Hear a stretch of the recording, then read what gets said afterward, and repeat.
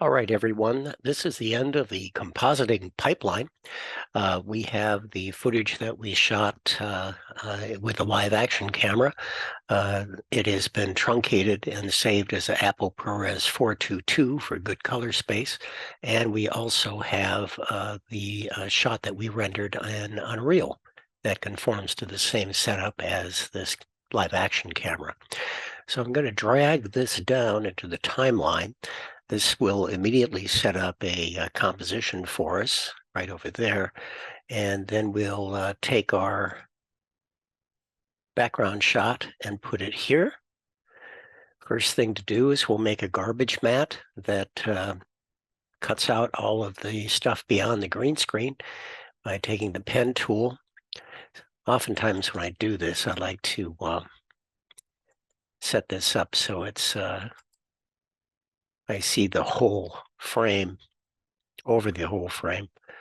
So I can go beyond here a little bit just to make sure I'm not cutting off any of the figure when it's right up against the base there. So you can see that garbage mat has worked and we're truncating this. But as I pointed out, because I did not render a cropped video, we have black on the two sides. And there's no issue with that because all we're going to do is expand that by going to I'm going to switch this to 1/3 so we don't have as much calculation going on here. So we'll go to the transform and we'll just hit scale, and I will make that background image just large enough to fill that 1920 by 1080 frame. And just a little more, and that should do it. So now we'll go back here and we'll start to work on our green screen elimination.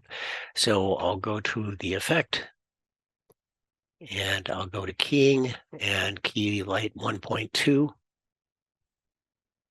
And always use the eyedropper to select the actual green that you photographed. And now it all goes away and it all looks perfect, right? But actually it isn't. If we go to fit, you can see that we're seeing through the subject a little bit. So in order to address this, we have to kind of look at an X-ray version of this. I'm going to turn off the layer control so we get rid of that framing. So instead of looking at the final result, we're going to go up here and look at screen mat. And as you can see, boy, we've got all these darkening edges within the subject, which means that's where it's starting to get a little bit transparent. So the way to solve that is while you're in screen mat, go to the screen mat controls and click on clip black and clip white.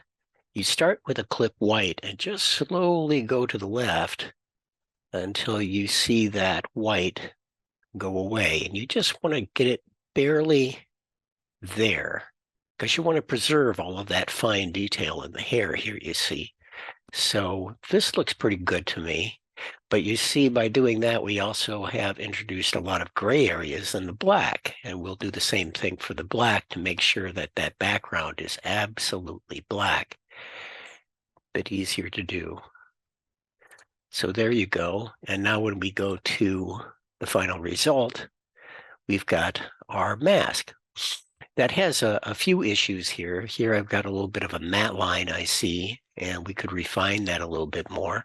So what I'm going to do is for this step, I'm going to work in full resolution. It'll take a little longer. And I'm going to blow up the image to 100%, let's say, and then take my middle mouse button and move around so we can look at this edge. Now, if you're getting a matte line edge like that, the way to handle that is to go to the screen shrink grow. And that takes that matte that you looked at in screen mode and it makes it a little bit smaller all the way around.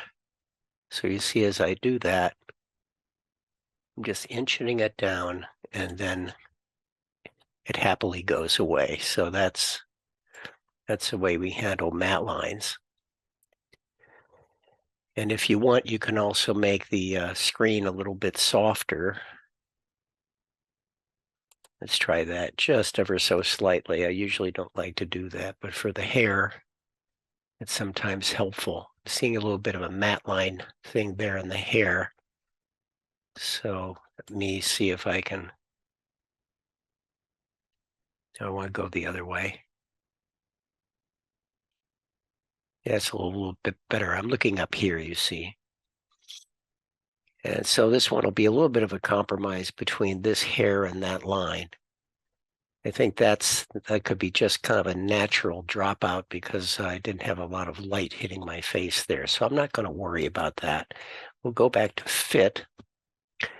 And all looks well except for the color correction. So to speed things up again, I'm going to go down to like a third resolution, which will help the computer compute a bit faster. So for the color correction, what you want to start out with is what the replace method is. Defaults to soft color. If I switch that over to hard color, it's even better. And what that does is eliminate any hint of contamination of the green screen there. And also, if you have any really deep black areas, they tend to buzz if you don't have the hard color on. So I always kind of default to that hard color. If you don't and you just look at the source and what it was really like, you can see how the green still came and attacked me a little bit, especially on my hair. So when we go to hard color, all that green goes away and it becomes much more natural.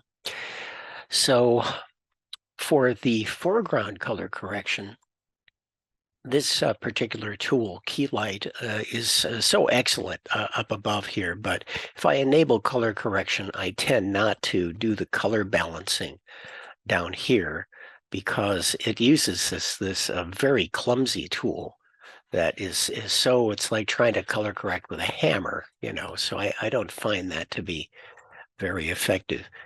So what I'm going to do is just turn off that enable color correction, and we will add a color correction tool here.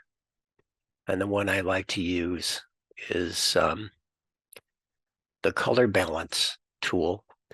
And this one is nice because it breaks down all three colors, red, green, and blue, in shadow areas, midtone areas, and highlight areas. And we have a situation here where I'm all red compared to this kind of greenish background here. So we'll just start with that. And I think I'll start with the highlight.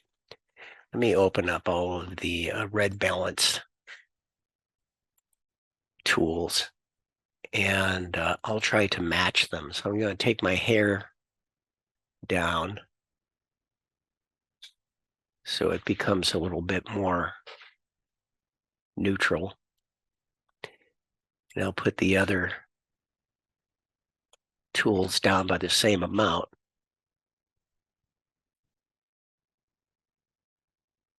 And that's getting better. Whoa, it's too much. When you have a slow computer, you might have to hang on tight and wait till it computes, you see.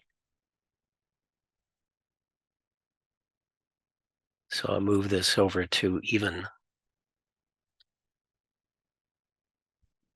lower. Yeah, now that's gone a bit too much there. So I'm going to take them all to -7.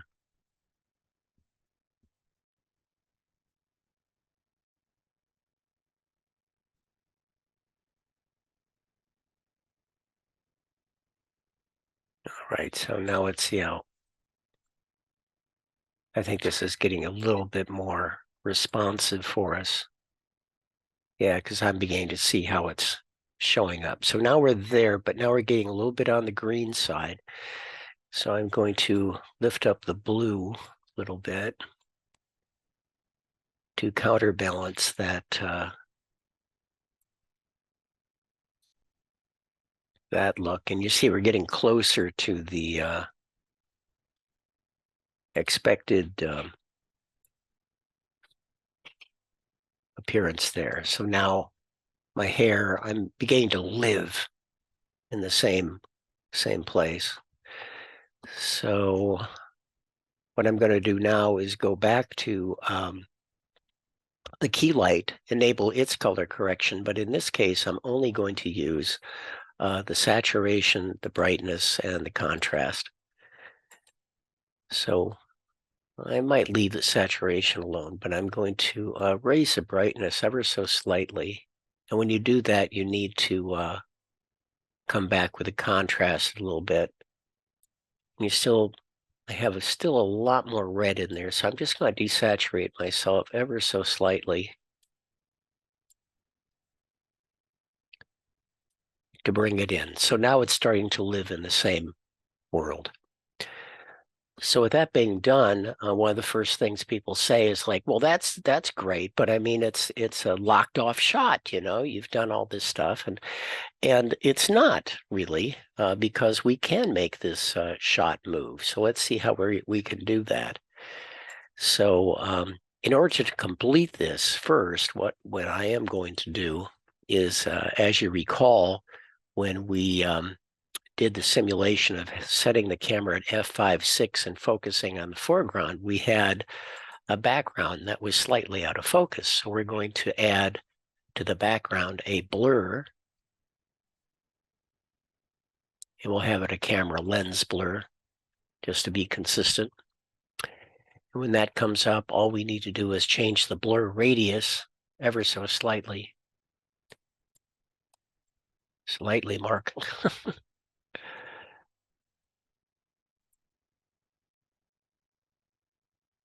Yeah, that seems about right there. So now you've got that sense of a real camera.